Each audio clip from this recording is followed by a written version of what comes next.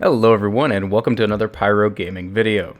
If you're watching this video right now, then chances are you're probably a Destiny fan, or at the very least, have been a Destiny fan sometime in the past 5 years. Destiny as a franchise has had a very strange lifespan, with extreme highs but also extreme lows. We've had some of the best times, we've had some of the worst times.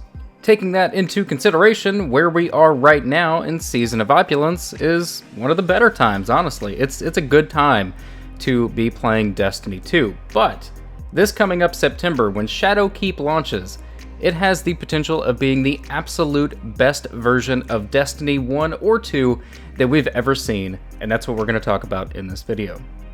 So without further ado, let's jump right in. Here are 5 reasons to be hyped as fuck for September.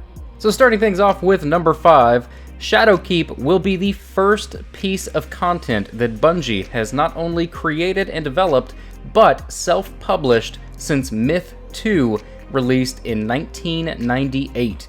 We are talking 21 years since Bungie has self-published. Prior to Myth, Bungie had always self-published, but after Myth, Bungie started working on Halo, and Bungie was acquired by Microsoft Studios, and Microsoft Studios became Bungie's publisher. After the split with Microsoft Studios ending in 2010 with Halo Reach, Bungie partnered with Activision to start working on Destiny, and every expansion and every major title release that we have had in the Destiny franchise has been published by Activision, ending with Season of Opulence.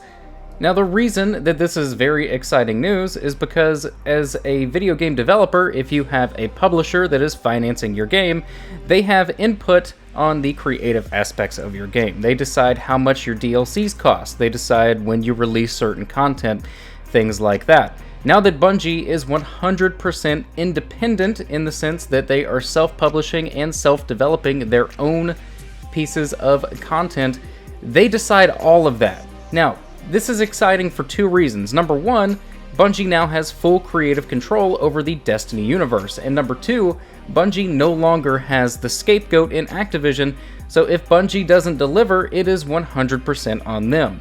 If Destiny fails, if the content is not good, Bungie is the one that suffers, not Activision. And Bungie knows this, so the bar has been raised in terms of content quality. At number 4 on our list, we have the fact that Bungie in September will be finally embracing the MMORPG style of gameplay in the Destiny universe. Now this is interesting because as players of Destiny 1 and 2, we've kinda always felt like Destiny was an MMORPG style of game. But Bungie themselves never acknowledged it. They never said, yes it is, no it isn't. They've always just kind of ignored the question. But in a recent live stream, Bungie themselves, aka Luke Smith and Mark Noseworthy, have said, in September, we are an MMORPG. Now, this is huge, because number 1, Destiny feels like an MMORPG, it just doesn't have all of the aspects of an MMORPG. But if they are truly embracing this genre, then that is going to mean that there will be more depth in Destiny for us to go out and farm things, for us to make our characters personalized, for us to go for each individual little stat and things like that. This will effectively create an entirely new level of endgame. Now, as it stands right now, it's pretty easy to go get the stats you want. I mean, there's not a whole lot of stats that you need to worry about min-maxing for. You just kind of have them, you know? With armor mods and stuff like that, stats are virtually non-existent in the current system. The only thing that we have to farm for are specific armor perks and specific weapon perks. So if they are truly embracing the MMORPG style of gameplay, hopefully that means that all of the Destiny 1 stats, intellect, discipline, strength, will also be returning, as well as some new things that you can constantly tweak and make your own. All in all, it sounds like it's going to be a really good time for both the diehard players and for the casual players, because Bungie said that they will not be leaving you behind. At number 3, we have the fact that we will be returning to the moon. From Destiny 1, the moon will be twice as big as it was in Destiny 1, and it will look completely different. It's worth noting that this is not a straight port from the Destiny 1 version. It is a recreation of sorts in the Destiny 2 universe. In addition to that, Eris Morn will be returning and Crota will be returning, which is pretty fun, honestly, man. Like, it's fun to kind of have those raid bosses from Destiny 1. I'm not going to say be a joke, but, you know, be less than serious. Now, what it seems like is that these Destiny 1 bosses will be making a return in some kind of capacity similar to the Court of Oryx, something similar to that, I guess you would say. But in any case, it seems really fun, and I'm really interested to see what Eris Morn has been up to lately. So to get all of that information is going to be a lot of fun. At number 2 on this list, we have the fact that Destiny will be coming free to play. Destiny New Light is going to be a thing, and it's going to be pretty great. Even if you have the paid version, you will still be able to match with people in Strikes, Crucible, Gambit, things like that are on the free version of the game. Now, it should go without saying that with increased populations across the board, whether you're playing the paid version or the free version of Destiny, it's going to be good to have more players to match with, to be able to match quicker. It's going to be a good thing for everybody involved, and it's something that we should all be looking forward to.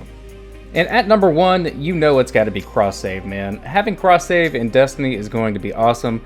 Not quite as good as cross-play. Cross-play might be coming at some point during the future. It has not been ruled out. Bungie does want to do it. It's just a matter of getting everybody on board. But in any case, cross-save is a good compromise. Now, the way that cross-save is going to work for Destiny is you will have a Bungie.net account. Once you link Xbox, PS4, PC, Stadia, whatever it is, and you choose which account you want to be your main and only account. Say, for example, you have the most progress on PC, so you choose your PC account. Then your PC characters will now show up on PlayStation. It will now show up on Xbox. They will now show up on Stadia. They will be everywhere. You will have one account for every platform, meaning if you make progress on Xbox, next time you log in on PS4, it will be there and vice versa. All in all, September is looking very bright. We barely scratched the surface, man. There's so much more to look forward to come September. It's going to be a great time to be a Destiny fan, and that is going to bring this video to an end. If you enjoyed it, click like. If you're new to the channel, click subscribe. And if you are already subscribed, I fucking love you. Thank you guys so much for watching, and take care, guys.